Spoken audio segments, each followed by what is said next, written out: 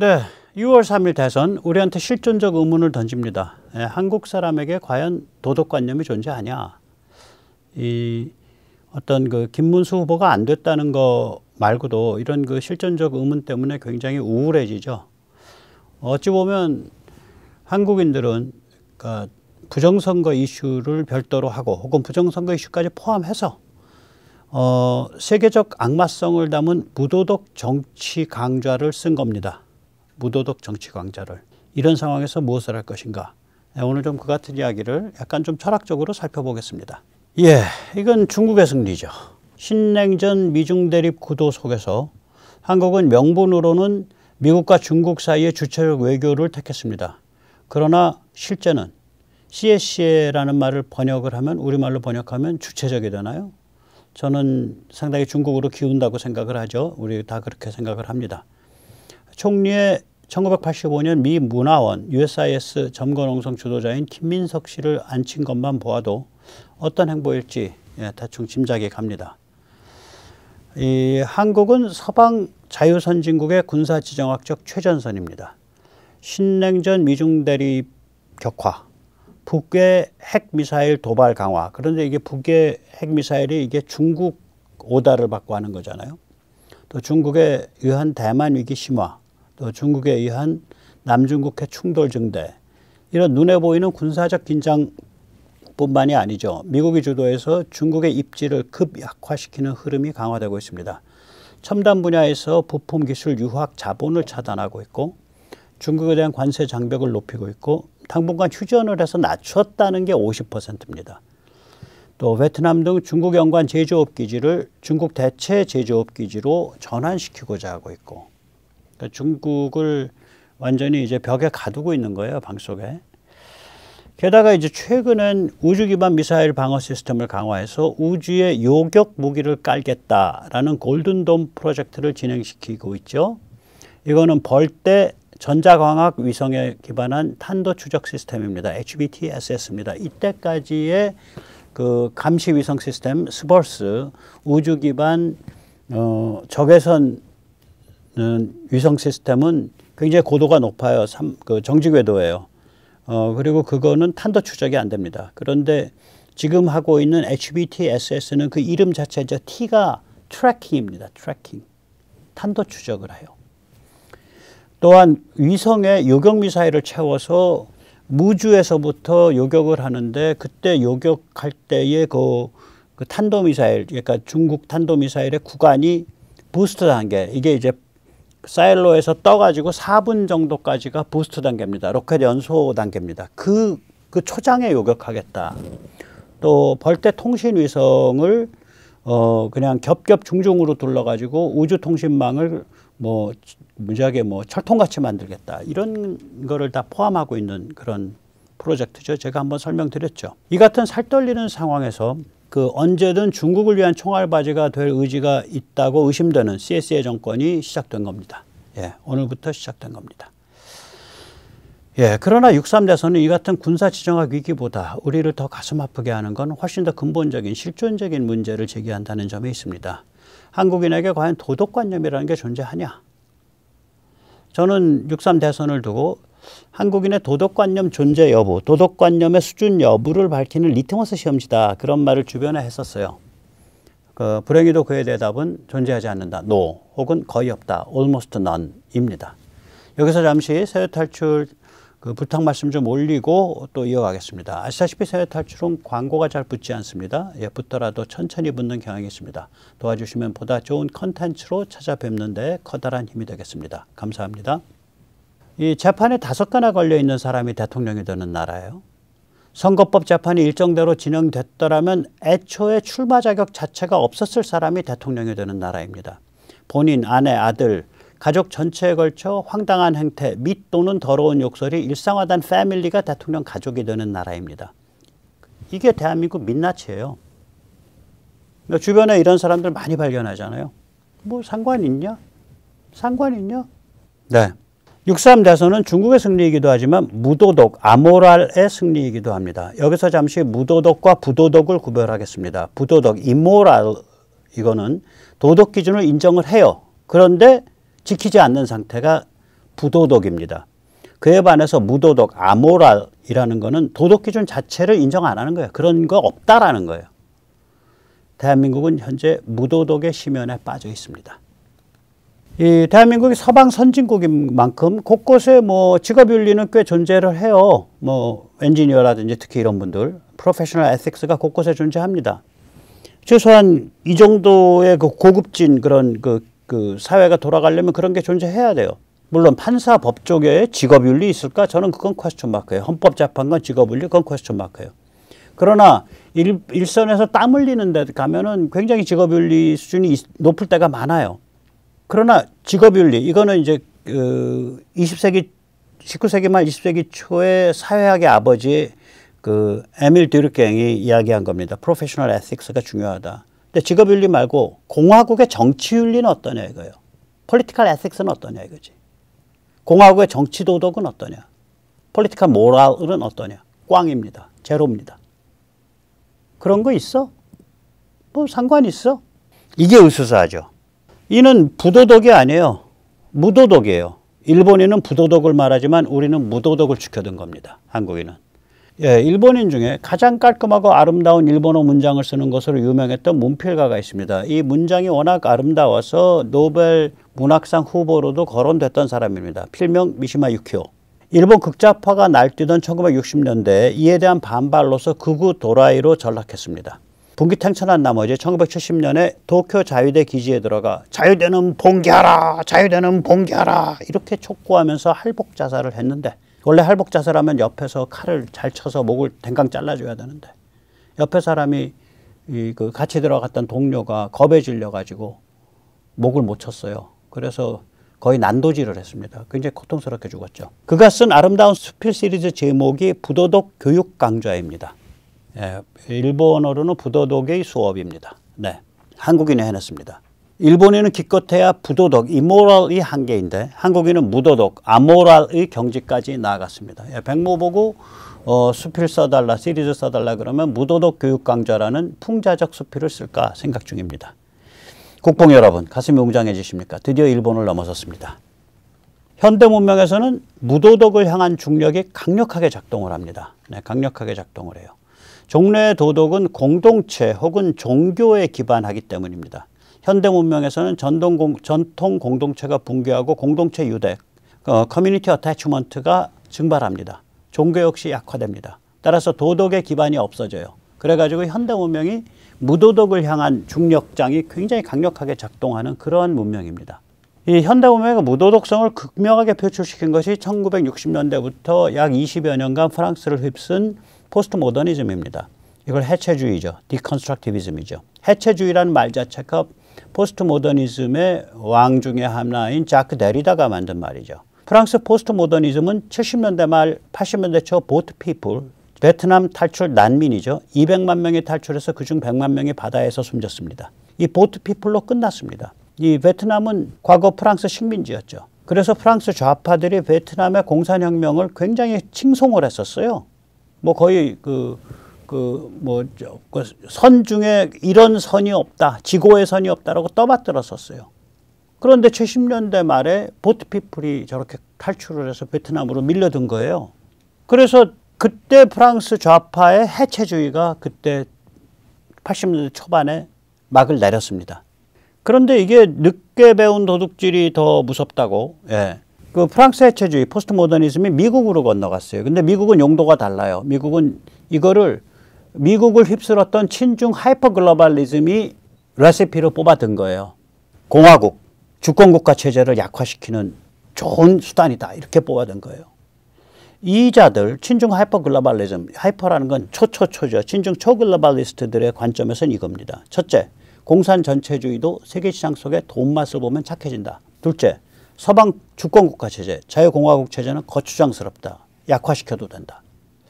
제가 이제 막스 레닌주의를 완전히 그런 사고방식을 완전히 버려버린 게 87년이고 운동으로는 생각으로 버린 건 90년경이에요. 피터 드라카의 책을 읽다가 인간은 사회적이기만 한 동물이 아니다. 인간은 실존적 차원에서 개인이다라는 거를 그때 생각을 했어요. 책을 읽다가. 그랬는데 이제 제가 그동안에 그러니까 30여 년을 왜 헤매냐면 저는 미국이나 서방에서 저와 같은 관점으로 정리된 흐름이 강력할 거라고 생각을 한 거예요. 그런데 그때가 바로 친중 하이퍼글로벌리즘이 문화와 지성과 담론을 장악한 시기예요. 90년경이. 그러니까 제 나침반이 참조할 수 있는 그 극점이 없는 거야. 그래 허공에 혼자 뜬 거예요. 그래서 제가 이 지성사에 해당하는 거를 가지고 좌충우돌을 하면서 거의 30년을 살았습니다. 30년 이상 살았어요. 이게 언제 정리됐냐면은 트럼프 1기 때 하이퍼글로벌리즘 깨지면서 2018년부터 친중 글로벌리즘에 대한 비판이 나오면서 깨진 거예요. 아, 이게 서방을 지난 한 30년 동안 지배했었구나. 그리고 얘들의 사고방식은 이거였구나. 모택동 학살주의자도 스탈린 학살주의자도 김일성 학살자도 세계시장과 돈 맛을 보게 하면 착해집니다. 세계시장과 돈이야말로 구세주요 구원자입니다. 따라서 서방 자유민주주의 국가라는 것들, 주권체제라는 것들, 주권국가라는 것들, 자유공화국 체제라는 것들, 이거는 이미 캐캐 묵은 제도이며 국가주의이며 거추장스럽습니다. 이거거든요, 관점이. 지금 친중 하이퍼글로벌리즘의 멘탈이 이거다. 이 두 명제로 요약된다라고 하는 건 전 세계에서 백모 하나뿐이에요. 이건 거짓말이 아니라 제가 살아온 인생에서 제가 뼈저리게 느낀 거예요. 만약에 백모와 같은 사람, 지금으로 치면 이제 피더슨 같은 사람, 이런 혹은 스티븐 커킹 같은 사람이 90년에 존재했더라면 제가 훨씬 덜 헤맸어요. 그리고 그 사람들을 제가 일찍 알았더라면. 근데 그때는 없었어. 제가 인생의 한 30년을 굉장히 헤맸습니다.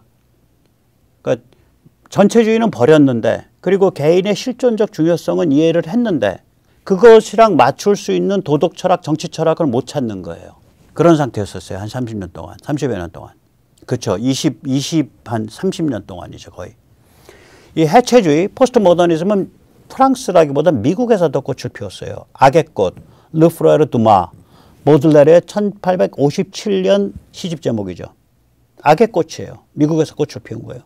트럼프 이전까지 미국을 지배해온 DEI, D는 diversity, 다양성, E는 equity, 닥치고 평등, I는 inclusiveness, 포용성. 이 DEI가 바로 해체주의, 포스트 모더니즘의 또 다른 이름입니다. 다양성은 LGBTQ, 동성애, 양성애, 성전환, 전환인데 정환이라 그러는데 죄송합니다. 성전환, 기타 등등에 동조하는 이른바 성인지 감수성, gender sensitivity.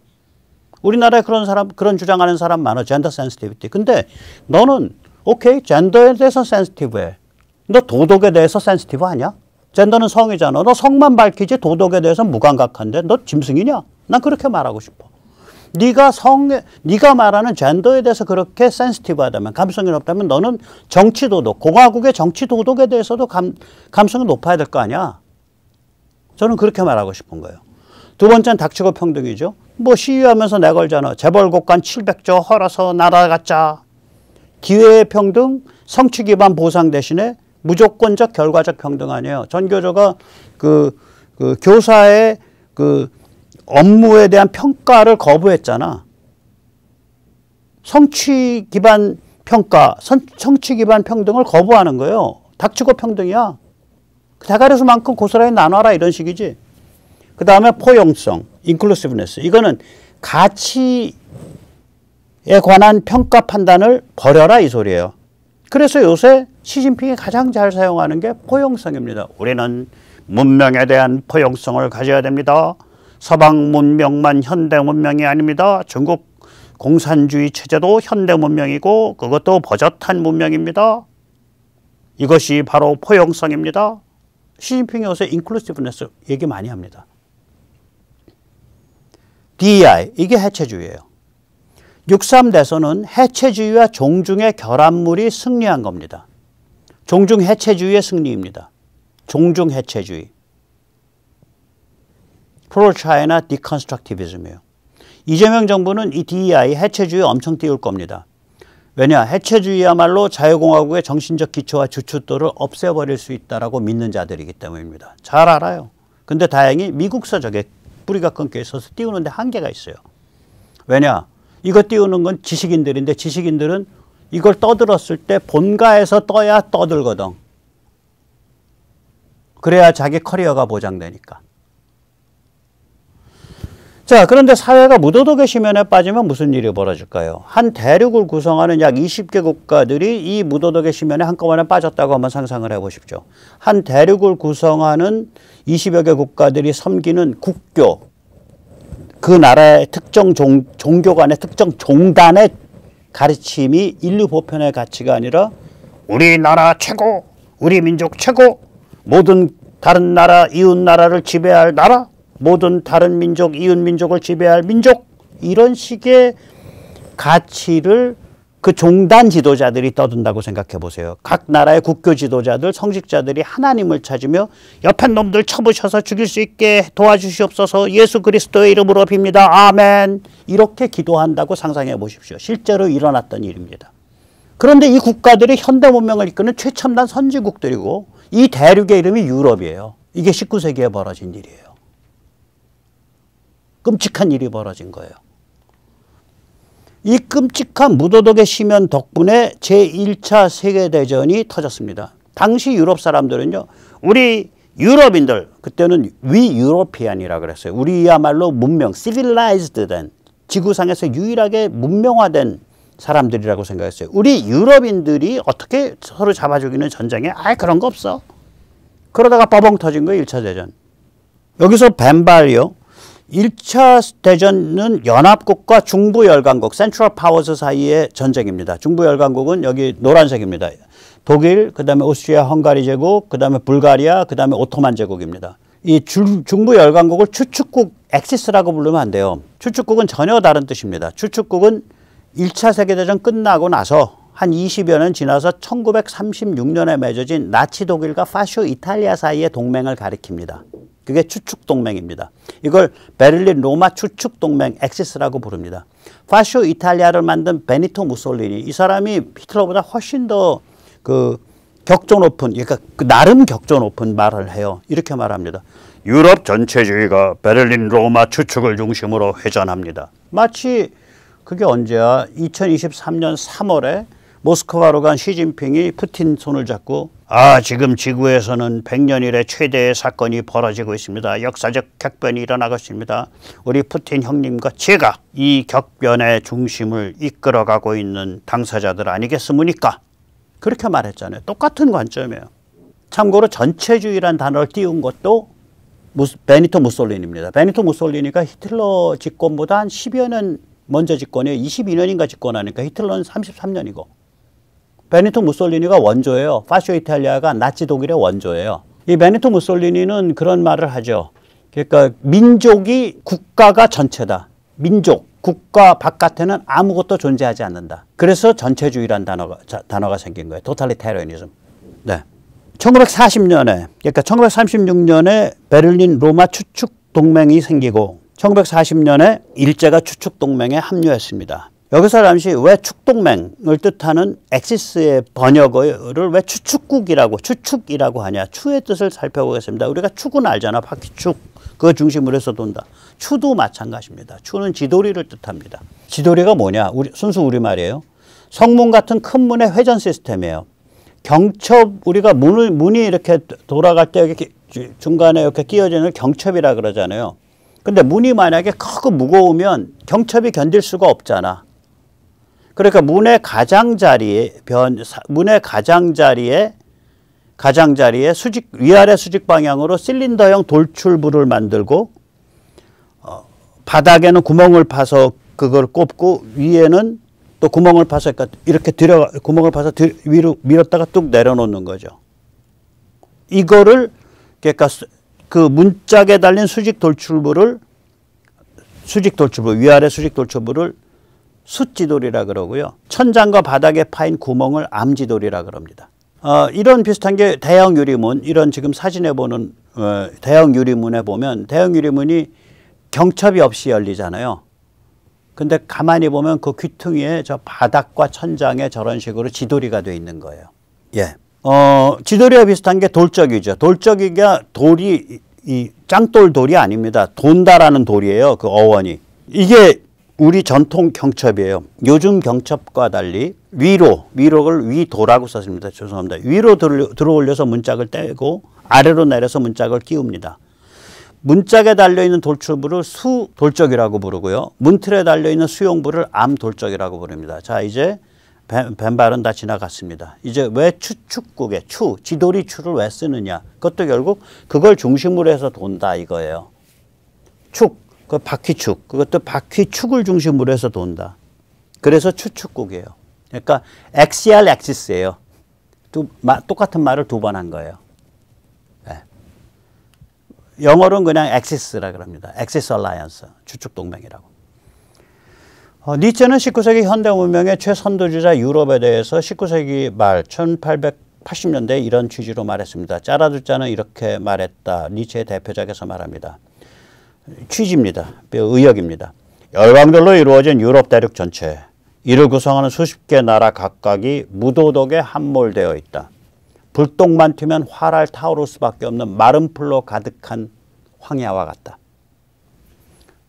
제가 2006년에 이 책을 이렇게 번역했죠. 니체의 이른바 차라투스트라는 이렇게 말했다를 짜라두짜는 이렇게 말했다라고 이름을 달아서 번역을 했고, 저는 자랑스럽게 생각합니다. 굉장히 좋은 번역이라고 평이 있고, 뭐 이 번역 때문인지 몰라도 이 번역이 나온 다음에 좌빨들의 니체파리가 없어졌어요. 여기 저는 이제 장절로 이걸 붙였거든요. 제 구분에 제 책을 사시면 41장 4절에서 41장 6절 전문입니다. 맞아. 우리는 수확을 거두어 들였지. 하지만 과일이 왜 모두 썩어서 갈색이 됐지? 지난밤 저 사악한 달이 무엇을 뿌렸을까? 우리가 이룩한 것들은 이제 모두 쓸모없게 됐어. 우리가 담은 포도주는 이제 모두 독이 됐어. 사악한 눈이 들판을 바싹 메마르게 그을렸어. 우리 가슴도 바싹 메마르게 그슬렸지. 우리는 모두 바싹 메말랐어. 불길이 튄다면 한순간에 재가 되겠지. 그래, 우리는 불 그 자체를 이제 더 참지 못하는 상태, 열렬히 원하는 상태, 그런 상태로 만든 거야. 무도덕의 심연에 빠지면 그 시스템과 체제가 어떤 판단력을 상실하면서 표류해 가는데, 재앙을 향해서 표류해 가는 거예요. 그리고 사람들이 가치 판단이 없어지니까 도덕 판단이 없어지고, 그게 이번 대선에서 굉장히 우리를 우울하게 만드는 측면이죠. 끔찍한 무도덕의 심연에 빠져있던 유럽은 니체의 예언대로 불바다 재앙 제1차 세계대전을 향해 치달았습니다. 네.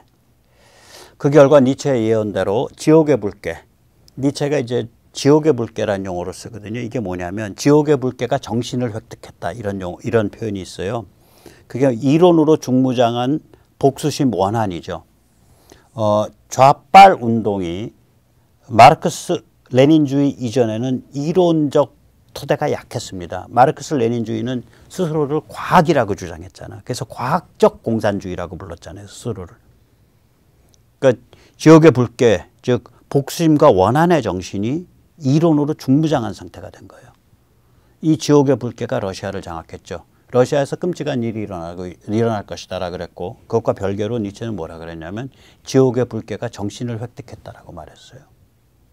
유럽의 무도덕에 초래한 재앙은 제1차 대전과 러시아 혁명에 그치지 않았습니다. 제1차 대전이 끝나자마자 이탈리아가 파시즘으로 나갔고요. 1922년쯤 됩니다. 독일이 나치즘으로 나갔습니다. 그건 1933년에 집권했죠. 저 집권 기준입니다. 유럽의 무도덕이 초래한 재앙은 결국 1939년 제2차 대전으로 터졌고, 여기에 일제가 몸을 1940년에 실어서 1941년 12월에 태평양 전쟁을 일으킨 거예요. 그래서 미국이나 이런 데서 말할 때 제2차 대전이라 그러면, 제2차 세계대전이라 그러면 유럽적 전쟁을 얘기하고요. 이쪽 일본과 싸운 전쟁은 따로 태평양 전쟁이라고 표현을 합니다. 돌이켜보면 유럽은 현대 문명이 만들어낸 무도덕의 심연에 빠져서 연달아 거대한 재앙을 일으키면서 그 역동성을 상실한 늙은 대륙, 이걸 올드 유럽이라고 부릅니다. 늙은 대륙이 되고 말았습니다. 그래서 우리가 유럽에 가보면 생각보다 참 별거 없다, 이런 생각을 자꾸 이제 우리가 이제 살게 되니까, 잘 살게 되니까 그런 생각을 하게 되죠. 63대선은 한국 역시 무도덕의 심연에 빠져 늙어버린 것 아닌가라는 실존적 의심을 품게 만듭니다. 그러나 최소한 한국은 제1차 대전의 중부 열강, 그러니까 독일, 오스트리아, 헝가리 제국처럼 혹은 2차 대전의 추축국 동맹, 나치 독일, 파쇼 이탈리아처럼 전쟁을 일으키지는 않습니다. 이 지역의 전쟁은 미중 사이의 세계대전이니까 뭐 한국이 새끼 헤게몬으로 깝죽대고 까불 그런 그 여지가 없어요. 불씨를 당길 그런 여지가 없어요. 오히려 한국은 이렇게 위험한 정보가 들어왔기 때문에 불쏘시개 갈 위험성이 있어요. 좀 기도를 우리가 해야죠. 예. 우리는 좀 기회가 있습니다. 첫째, 41.1%의 핵심 자유공화 진영이 다져졌어요. 이거 제가 그냥 정신승리하는 거 아닙니다. 2017년 자유한국당은 얼마였냐? 24%였습니다. 이 41.1% 이건 윤석열 탄핵반대 진영의 크기와 굉장히 유사하죠. 그리고 2012년 박근혜 대통령이 콘크리트 표로 다진 거랑 비슷해요. 박근혜 대통령의 득표율은 51.6%인데 제 가설은 뭐냐면 2012년 이미 9월에 그런 가설을 내놨는데 안철수가 출마하면 20% 가져간다. 안철수가 출마하지 않으면 그 20%가 반반으로 쪼개져서 박 대통령한테 10%쯤 온다. 그러니까 박 대통령은 지금 2012년 9월 기준으로 41%의 콘크리트 지지층을 다지면 된다. 이게 좀 콘크리트 지지층이에요. 근데 2012년에는 뭐냐면 박정희라는 아우라를 업은 대형 여성 정치인 박근혜에 대한 팬덤으로 41%가 다져진 거고요. 이번에는 정치적 가치 판단, 계엄, 그거 잘했는지 못했는지, 그거 시비가 있을 수는 있지만 최소한 국회 독재에 대한 저항 아니야? 뭐 100% 잘했다고는 할 수 없지만 국회 독재가 지독한 데다가 조선일보 조중동하고 한동훈이가 짜고서 국힘 당권파가 짜고 윤석열 죽이겠다고 덤비니까 윤석열 입장에서는 할 수밖에 없었던 거 아니야? 이런 가치 판단을 하는 거거든요. 계엄에 대해서.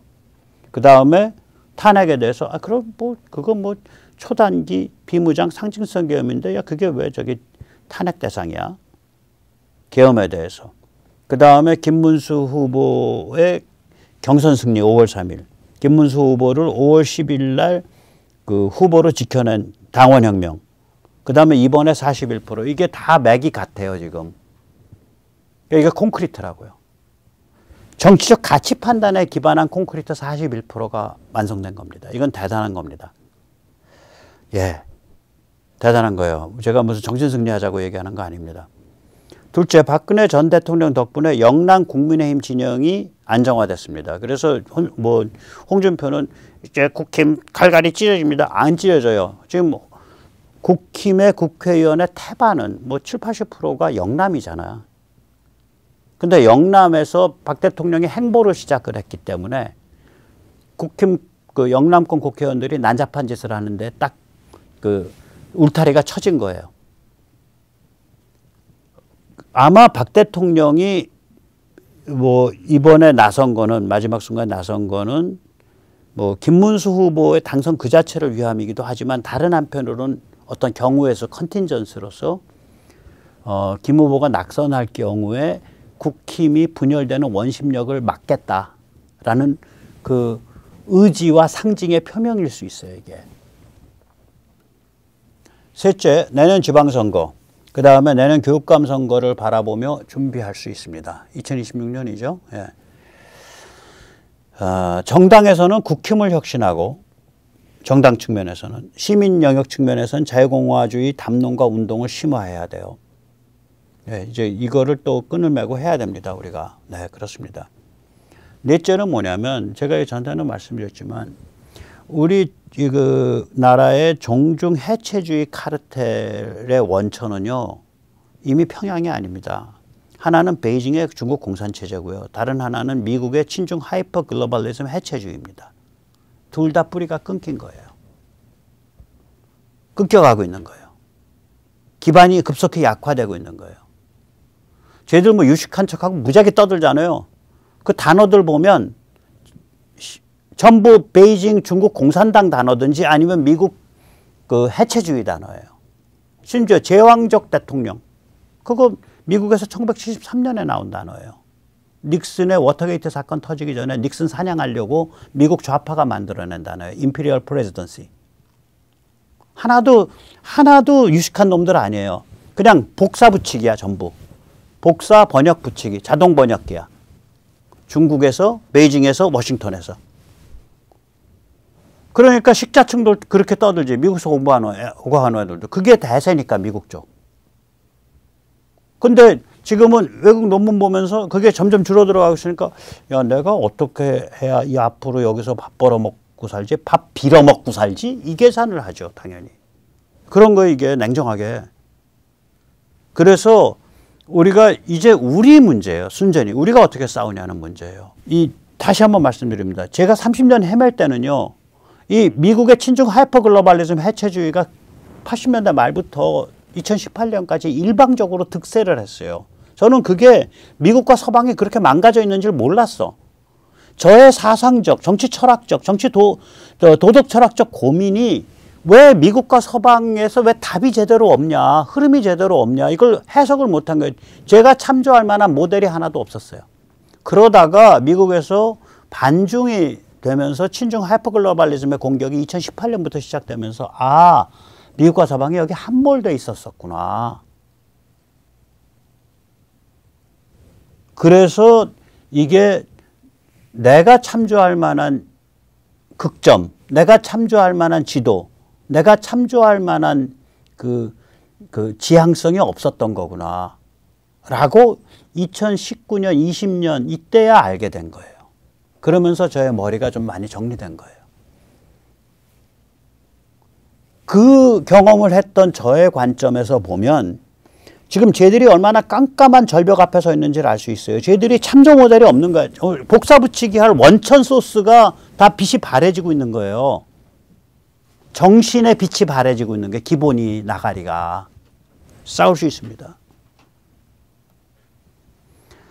자유공화주의 시민운동의 3대 캠페인 테마 저는 이렇게 생각합니다. 첫째, 국회 독재, 악법 저항 투쟁. 특히 이 해체주의 악법이 굉장히 심할 거예요. 네, 우리가 해야 되고. 그 다음에 사전투표 혁신 투쟁입니다. 없애든지 근본적으로 뜯어 고쳐야 된다라고 투쟁해야 됩니다. 그 다음에 세 번째, 지방분권이니 뭐 이원 집정부제니 의원 내각제니 이런 그 헌법농단에 대한 저항 투쟁을 해야 됩니다. 저는 백모는 이런 투쟁에 집중하려고 그러고 특히 컨텐츠 분야에 집중하려고 합니다. 그래서 사전투표에 대한 소책자, 그 다음에 헌법농단에 대한 소책자를 지금 집필 중입니다. 예, 감사합니다. 다 같이 힘을 내시죠. 예, 오늘 여기까지 모시겠습니다.